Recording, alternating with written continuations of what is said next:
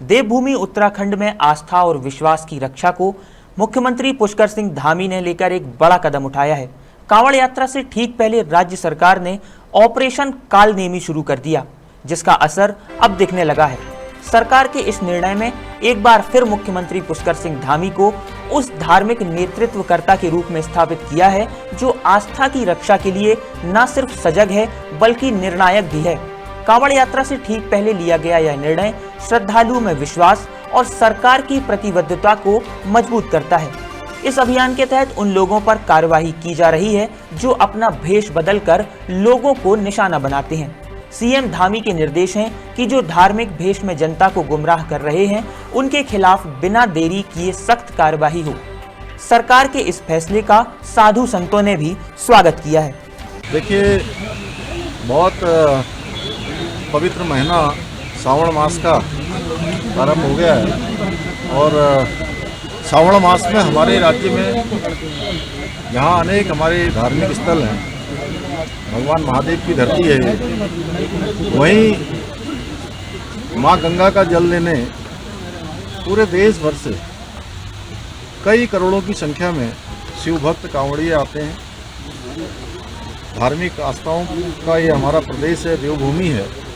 किसी की धार्मिक भावनाएं आहत न हो, सनातन को नुकसान न हो, छद्म वेश बदलकर यहाँ लोगों को धार्मिक उनकी भावनाएं आहत करने का काम करने वाले, इनको चिन्हित करने के लिए ऑपरेशन कालनेमी चलाया गया है।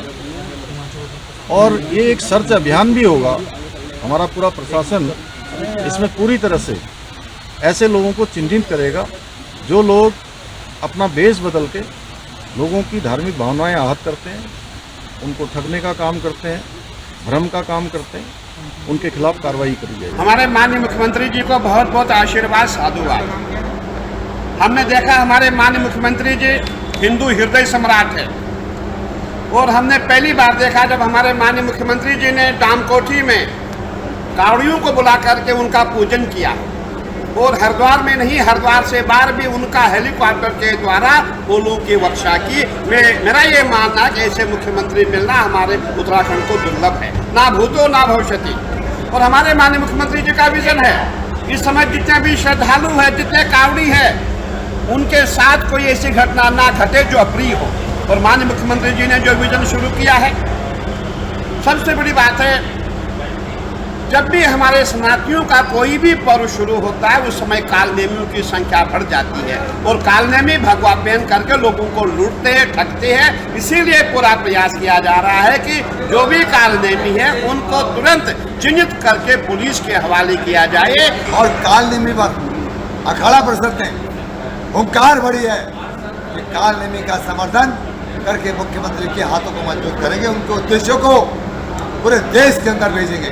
आज कालनेमी उत्तराखंड की बात नहीं, पूरे देश के अंदर कालनेमी अभियान चलना चाहिए। महाराज माननीय मुख्यमंत्री जी के निर्देश प्राप्त हुए थे कि ऑपरेशन कालनेमी को प्रारंभ किया गया, जिसमें इस तरह के ढोंगी बाबा जी वो जिनको किसी तरह का कोई ज्ञान, धार्मिक ज्ञान नहीं है, वो यहाँ पर महिलाओं, बुजुर्गों या ऐसे युवाओं को ठगते हैं जहाँ पर वो उनको अपने वश में करके उनसे कहीं ना कहीं अनैतिक रूप से दबाव डालकर, उनको डराकर, उनको धार्मिक रूप से कहीं ना कहीं परेशान करके उनको और उसके बाद पैसे ठगते हैं। इस तरह की शिकायतें कुछ माननीय सीएम पोर्टल पर भी प्राप्त हुई थी और कुछ अन्य जगहों से प्राप्त हुई थी, जिसको देखते हुए निर्देश प्राप्त हुए थे।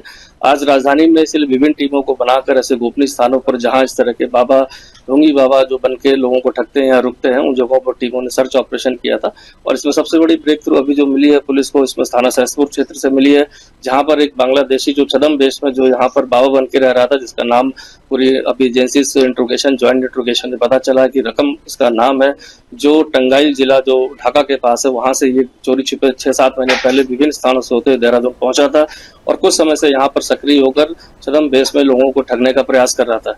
अभी भी हमारी टीमें इंट्रोगेशन उसमें कर रही है, बट अभी तक जो वेरीफाइड हुआ है उसके हिसाब से उसका वहां का निवासी होना पाया गया है और विभिन्न एजेंसी से पूछताछ कर रही है।